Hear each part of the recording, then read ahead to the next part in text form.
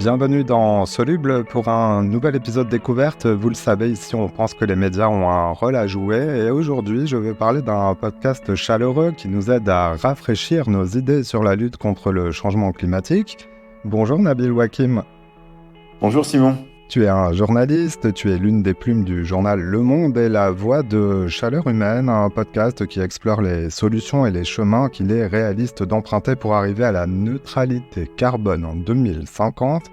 On va parler de ta démarche avec ce podcast sur le changement climatique, de solutions bien sûr, de la transition du monde. Là, je parle du journal français. Mais d'abord, vous le savez ici, je veux toujours connaître le parcours de nos invités. Nabil, peut-on dire que les sujets de transformation ont toujours été au cœur de ton travail ? Oui, on peut dire ça. Donc moi, je suis journaliste au Monde depuis une vingtaine d'années et j'ai fait diverses choses. J'ai été journaliste politique, j'ai été rédacteur en chef du site. Et c'est vrai que pendant un certain nombre d'années, je me suis occupé d'une transition différente de la transition climatique, de la transition numérique, puisque les médias ont été beaucoup transformés ces dernières années. Donc je me suis beaucoup occupé de comment on passe du papier vers le numérique, qui est évidemment un gros sujet pour nous au Monde, puisque l'immense majorité aujourd'hui des gens qui nous lisent sur leur téléphone ou sur leur ordinateur, plutôt que sur le journal papier. Voilà, donc je me suis occupé de ça pendant un certain nombre d'années. Et puis, comme j'avais un intérêt très important aussi sur les questions climatiques, je suis devenu journaliste sur les questions énergétiques il y a 5 ans. Donc, je suis rentré au service économie du Monde et je me suis occupé d'énergie pendant plusieurs années. Et puis, depuis 2022, j'ai lancé ce podcast qui s'appelle donc Chaleur Humaine, qui, comme tu l'as dit, a pour but d'essayer de réfléchir à comment on fait pour atteindre la neutralité carbone. Et ça s'accompagne aussi d'une newsletter hebdomadaire qui porte le même nom, qui part le mardi à midi et qui essaye de répondre aussi à des questions qu'on se pose sur tous ces enjeux climatiques et environnementaux. On va voir tout ça en détail, donc parlons donc de Chaleur Humaine. Déjà 33 épisodes au moment où l'on se parle. Tu as proposé ce podcast à ton retour de congé parental, si j'ai bien compris. Tu nous diras si ça un lien. Comment le Monde, le journal, a décidé de se lancer dans ce projet 100% audio et gratuit que tu as sous-titré avec cette question d'apparence facile. Comment faire face aux défis climatiques ? C'est pas si simple, ça va aller au moins un long podcast intéressant. Ouais, en fait, le Monde a depuis longtemps la préoccupation des enjeux environnementaux et climatiques. Il y a un service Planète au Monde depuis 2008. C'était un des premiers à exister en France. C'est un sujet qu'on traite beaucoup. Mais en couvrant les questions d'énergie au service économie, ça m'a beaucoup fait réfléchir parce que je me suis dit, pour moi, c'était un moment de compréhension de les sujets environnementaux et climatiques ne peuvent pas concerner que les journalistes qui sont spécialistes de ces sujets-là. Parce qu'en fait, la question climatique n'est pas simplement une question d'environnement. Bien sûr que ça en est une, mais c'est aussi une question de transformation économique, de changement d'organisation de la société. C'est aussi une vision du monde, quelque part, dont on parle. Et donc, de manière très concrète, quand on est journaliste aujourd'hui et qu'on suit, les sujets d'éducation, les sujets politiques, les sujets de transport, et ben en fait, on se retrouve de plus en plus à devoir couvrir les questions climatiques. Et donc, l'idée du podcast, c'était est-ce qu'on arrive à avoir un outil qui est un peu transversal dans sa couverture des sujets climatiques. Moi, quand je l'ai proposé en 2022, c'était aussi un peu à titre expérimental pour essayer de voir si ça marcherait. Comme ça a marché, on a continué. Alors, Le Monde est un journal de référence, on le sait, mais la politique, au sens noble du terme, est au cœur de votre façon de décoder les enjeux de l'actualité. Pourtant, dans le podcast Chaleur Humaine, tu ne reçois quasiment pas d'élus ou de chefs de parti. C'est un choix assumé. Pourquoi l'avoir fait ? Si j'ai compté, ça n'a eu lieu qu'une fois. Alors en fait, moi je suis tout à fait favorable à ça. Je m'intéresse beaucoup à la politique. J'ai été journaliste politique, j'ai été chef du service politique du Monde il y a 10 ans pendant la campagne présidentielle de 2012 et je pense que les responsables politiques et les journalistes politiques ont un rôle très important à jouer dans la mise en œuvre du débat démocratique sur la transition et puis ensuite évidemment dans la mise en œuvre des politiques publiques pour changer la manière dont on se déplace, dont on se nourrit, dans tout ça. Et donc oui, j'aimerais bien inviter plus de politiques dans Chaleur Humaine. Il se trouve que la fois où j'ai essayé de le faire, c'était au moment des législatives de 2022 et donc je m'étais dit on a deux des principaux partis en France, LREM, donc aujourd'hui Renaissance, et puis la France Insoumise, qui disent qu'ils sont tous les deux pour atteindre la neutralité carbone et tous les deux pour y arriver en faisant de la planification. Et donc je me suis dit faisons-les débattre de quelle planification ils comptent mettre en œuvre, quelles sont les différences finalement d'approche entre ces deux parties. Et donc j'ai invité 2 représentants de chaque parti et le débat était assez décevant. D'ailleurs je l'ai dit après à la fin de l'épisode, un peu par ma faute parce que j'ai pas réussi à organiser le débat d'une manière qui était intelligente, mais aussi parce que très vite l'un et l'autre sont rentrés dans un débat assez caricatural, à vouloir s'invectiver l'un l'autre plutôt que de donner des propositions très approfondies. Et donc là, j'essaye de réfléchir pour les prochaines saisons de Chaleur Humaine à comment faire pour essayer de mettre un certain nombre de responsables politiques face à justement leurs responsabilités. Et je pense que leur responsabilité aujourd'hui, c'est de dire comment on dessine un chemin vers la neutralité carbone. Et moi, en tant que journaliste, mon travail, c'est évidemment pas de décider quel est le meilleur chemin, c'est d'essayer de rendre public les différentes options qui existent. Est-ce qu'on va faire plus appel à l'État, plus appel au marché, plus de ceci, moins de cela? Et donc ça, c'est pour moi vraiment vital dans les débats climatiques qu'on arrive à mettre ça en place. Ceci dit, en t'écoutant, je me dis que ton podcast, c'est une conversation approfondie sur un sujet avec un invité. Le fond est accessible, même si le sujet est parfois un peu complexe. Ça va de l'alimentation, du monde agricole, aux questions de l'eau, mais aussi des questions très concrètes sur l'utilisation du véhicule individuel, ou comment passer à l'électrique, mais aussi des débats des sujets qui font l'objet de discorde et de débats dans la société, comme le nucléaire. Finalement, les avis différents, ils se gèrent sur le temps long dans ces conditions.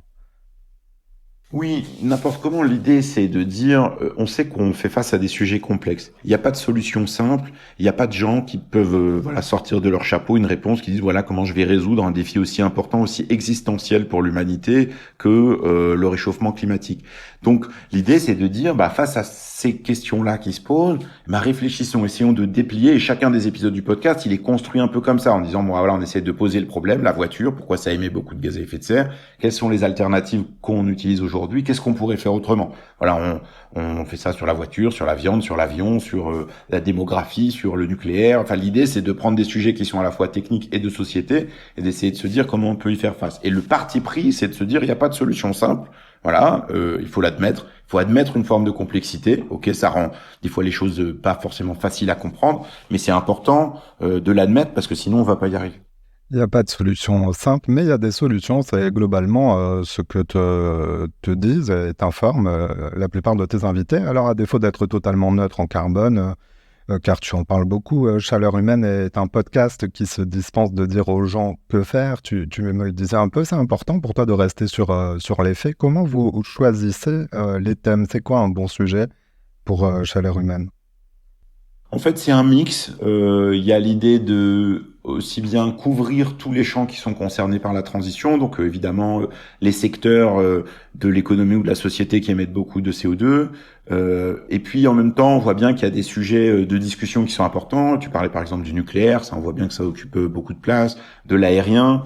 Donc il y a un mix un peu de ça. Et puis parfois il y a aussi simplement des gens que je rencontre ou que j'entends à la radio ou que je vois dans une émission en me disant tiens, cette personne dit des choses intéressantes, j'aimerais bien discuter avec elle, donc je l'appelle, on discute, et puis si on trouve que ça donne lieu de faire un épisode de podcast, ça marche. Donc c'est un peu il y a un aspect rationnel et puis il y a un aspect aussi beaucoup plus spontané en fonction aussi du gré des rencontres. C'est un podcast que tu incarnes, mais aussi dans tes introductions, dans lesquelles tu as l'habitude de faire part d'une histoire personnelle pour lancer l'épisode. Il y a un sujet que l'on a tous besoin d'appréhender comme citoyen, c'est de pouvoir faire la part des choses entre ce qui relève de l'individu et du collectif. Est-ce que ça aussi, c'est un fil rouge de ton exploration ? Oui, bien sûr. D'abord parce que c'est des questions que je me posais moi-même et puis que je me pose moi-même dans ma vie de tous les jours sur les choix qu'on fait. Là, on a cette conversation au mois de juillet. Les choix qu'on fait pour partir en vacances, par exemple, ça suscite des discussions dans beaucoup de familles. Il y a d'ailleurs plein de gens qui m'écrivent pour me dire je me suis engueulé avec mon conjoint parce qu'il voulait prendre l'avion ou qu'il veut acheter un SUV ou je sais pas quoi. Et c'est un fil conducteur qui est intéressant parce que moi, j'ai beaucoup évolué là-dessus aussi au fil des interviews et des rencontres du podcast et où maintenant j'ai vraiment en tête l'idée que Bon, l'action individuelle est évidemment importante, il faut pas la négliger, mais c'est pas ça le gros du travail. Le gros du travail, c'est vraiment une question d'engagement collectif, c'est des politiques publiques, c'est des choses qu'on peut faire collectivement à l'échelle d'une entreprise, d'un lycée, d'une ville, et donc ça, je pense que c'est vraiment important. C'est-à-dire que la plupart des solutions, on a souvent l'idée que les solutions qui sont proposées, c'est quelqu'un va proposer une solution, les autres vont la décliner, et puis ça va s'appliquer comme ça. Pour la plupart des sujets dont on parle, c'est pas comme ça. Si on prend le cas de l'alimentation, une des solutions pour diminuer l'empreinte carbone de l'alimentation, c'est de manger moins de viande et notamment moins de viande de bœuf. En fait, si on veut que ça se passe, un des leviers, c'est de faire en sorte que les cantines professionnelles et les cantines scolaires, proposent moins de viande. Ça veut pas dire plus de viande du tout, mais on propose moins. Ça se décide pas à l'échelle individuelle, ça se décide collectivement. Pareil sur la mobilité, si on veut qu'il y ait plus de déplacements en vélo, il s'agit pas simplement que les gens décident de prendre leur vélo, il faut aussi construire plus de pistes cyclables, avoir des magasins qui réparent les vélos, avoir de la disponibilité pour le faire, etc. Et donc, il y a vraiment cette idée-là sur chacun de ces sujets. Quand on les déplie, on se rend compte que ça relève de décisions collectives qui ne sont pas uniquement à l'échelle des individus. Je voudrais parler du dispositif éditorial autour de Chaleur Humaine, c'est-à-dire au-delà du podcast lui-même. Le Monde est un journal payant, il propose ton émission gratuitement. C'est aussi une occasion de dialoguer peut-être avec de nouveaux lecteurs ou de futurs prochains lecteurs. Il y a une part d'interactivité avec le podcast, car les auditeurs peuvent te poser des questions, je crois, et tu leur réponds dans une newsletter.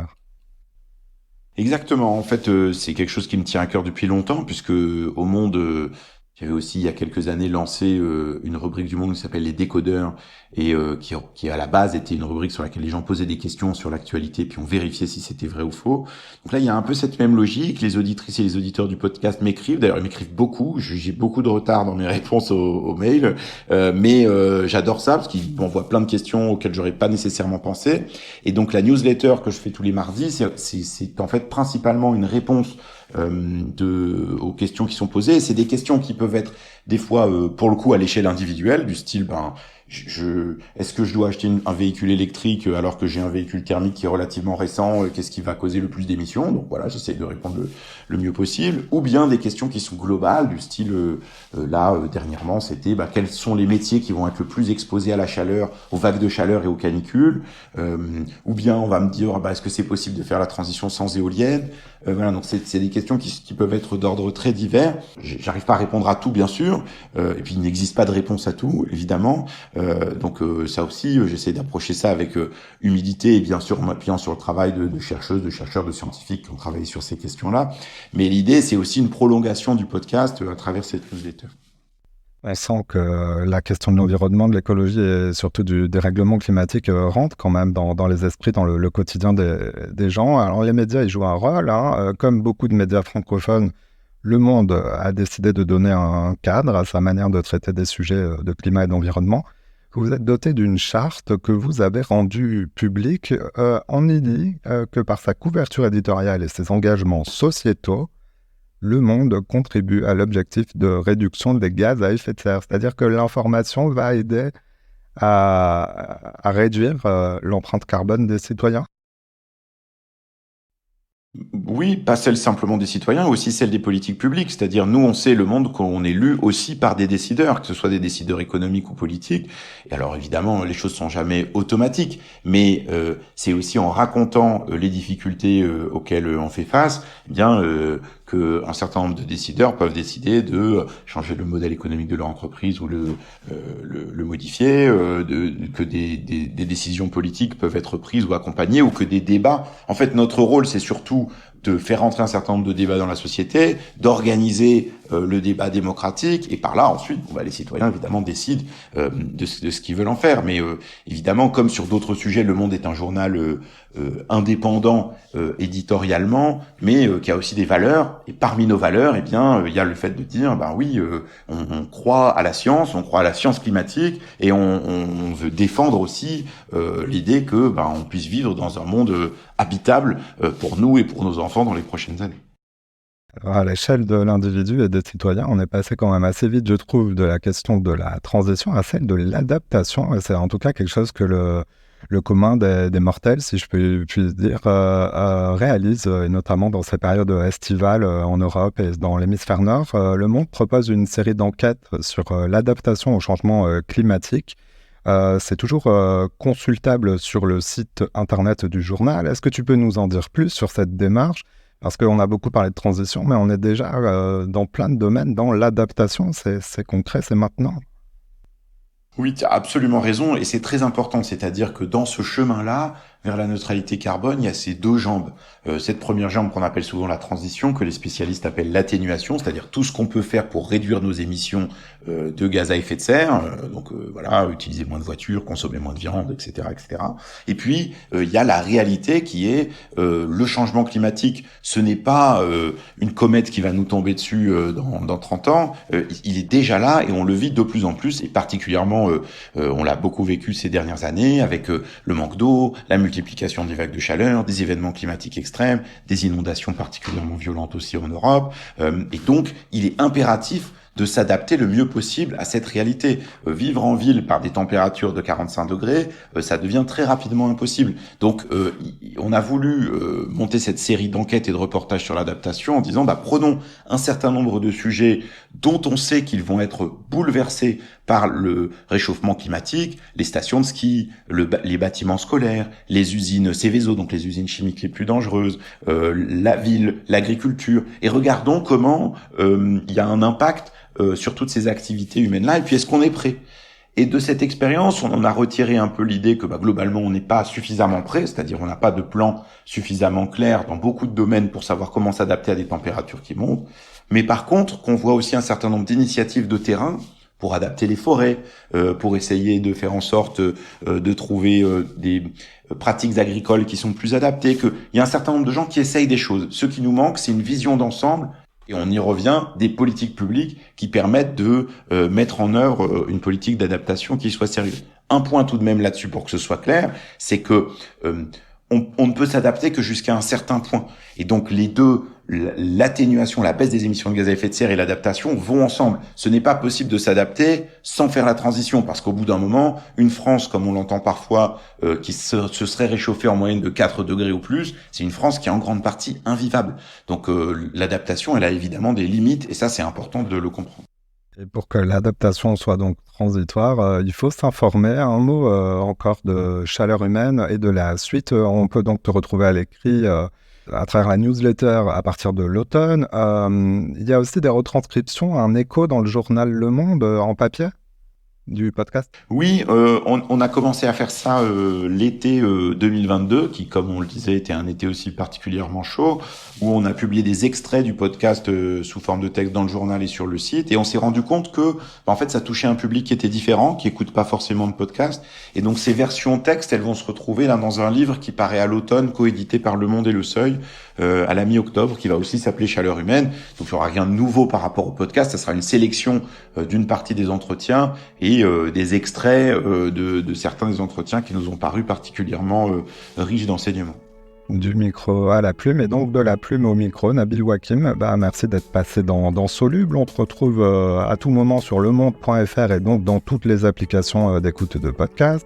Je mets les liens en description de l'épisode et notamment aussi celui pour s'inscrire à cette newsletter qui serait active donc à partir de la rentrée et l'automne pour le livre. Merci Nabil.